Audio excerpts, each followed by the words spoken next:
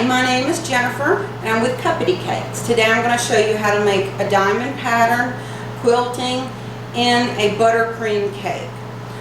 We're going to be using a square cake today, but you can do this on any cake. What you need to make sure for what the method I'm using, I'm not using a crusting buttercream, I'm using an all butter buttercream that is very soft when it's room temperature. So I've also put an extra coat of icing on this because you're going to be taking so much away. So whatever, if you normally put 3 coats, then put 4, and you'll understand why as we go. So you want to make sure that this is good and chilled and just exactly how you want it. You want to have, if you can, an impression mat of the diamonds that you want to use. There's all kinds of different ones. If you don't want to use this, you can use these or use these. It's just a lot harder to get them straight and keep them lined up. This impression mat's a lot quicker. Also, you can use a 90-degree angle. This is the same thing, but we've added some tape so you could see it. You could put that on the cake and you can trace it out, trace it out, trace it out, and then flip it and do the other way. You just have to measure as you go. It's easy enough to figure out, but this is for another time. We're going to focus on this one for now. So we've got our buttercream cake nice and chilled, and I'm going to put my mat on there, and all I'm trying to do is mark it. I'm not trying to make the impressions. Okay? I'm going to wipe it off with a fairly wet rag so that it's not dry and it's not got a lot of wet icing on it. Now I try to match up by going, that's where I was there,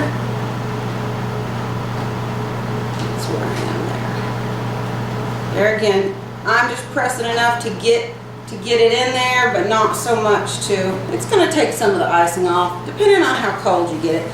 I could have had this one colder. So then I'm going to match it up again.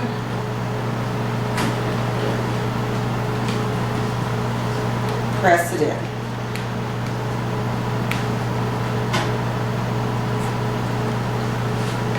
So I mark my whole entire cake first.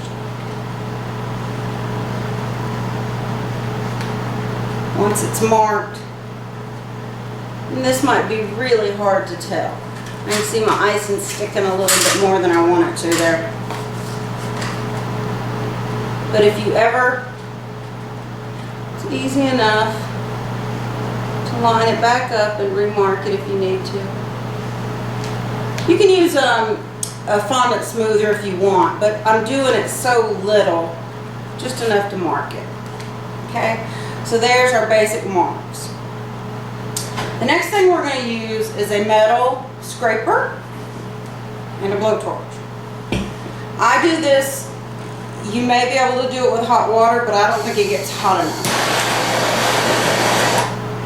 So I come in and it melts it, and I do it going both ways, so that it's kind of cushiony looking. And you can go back and whatever you choose to use. You use your little fingers or whatever works. But that really does have to stay pretty hot.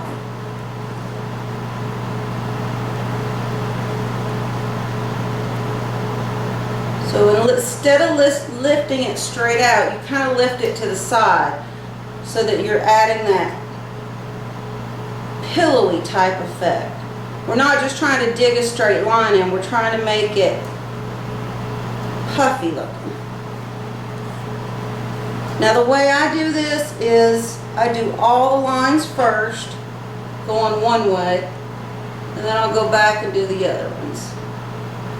And sometimes, depending on how hot it is, you might need to chill in between. Usually I may be able to do one side of the cake and then I can't do it until it's cold again. So I'm going to work on this for a couple more minutes and then chill it, and we'll be back.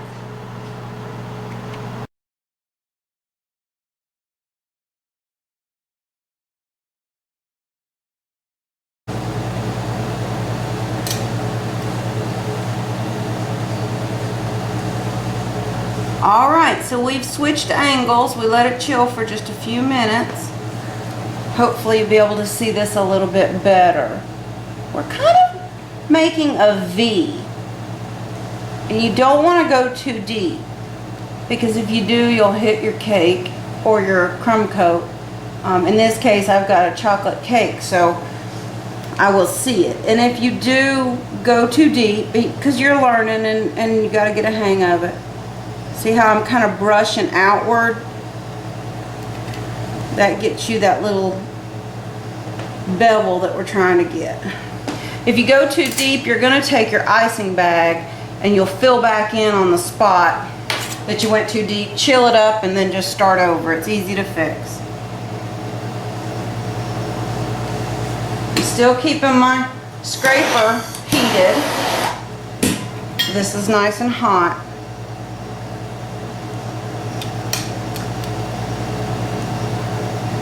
You see it kind of is, this icing just is kind of melting upon contact. So putting it down, pushing it out. Then go from the other side, put it down, push it out. It's harder when you get down to the bottom, but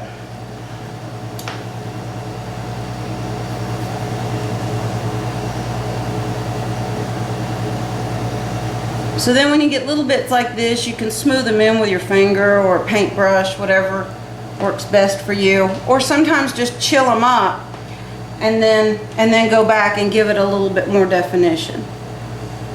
So I'm going to continue doing this. And then you have to come back through here and clean up this again. Your intersections from your first one. See how much better that looks if you go ahead and clean that up. So that way you have a nice beveled edge around each part of the diamond. And depending on how many coats of icing you have, really depends on how deep you can go.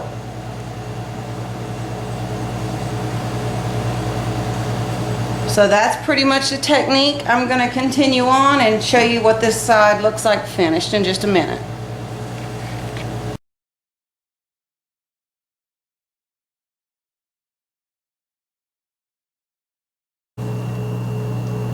So I've worked on it a little bit more, just touching up.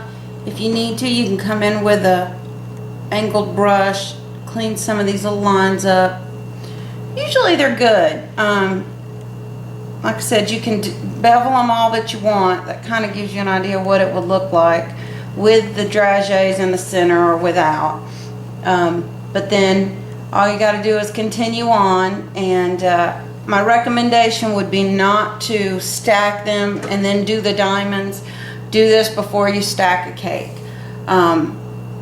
There really are, you have to have it right down here to the bottom so you have a nice level surface to measure and to do all that stuff. So basically you can do this with most any shape that you can get hot and maybe, you know, angle, whether it be with your paintbrush or with your metal scraper.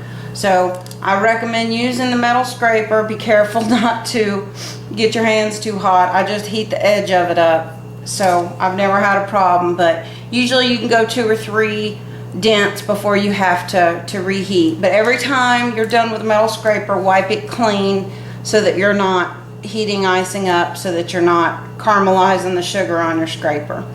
So this is my tutorial on how to do buttercream diamonds.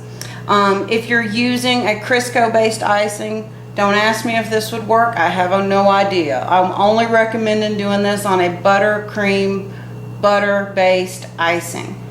We have a YouTube channel. Please subscribe if you can and check out our other videos. Thanks so much and have a great day.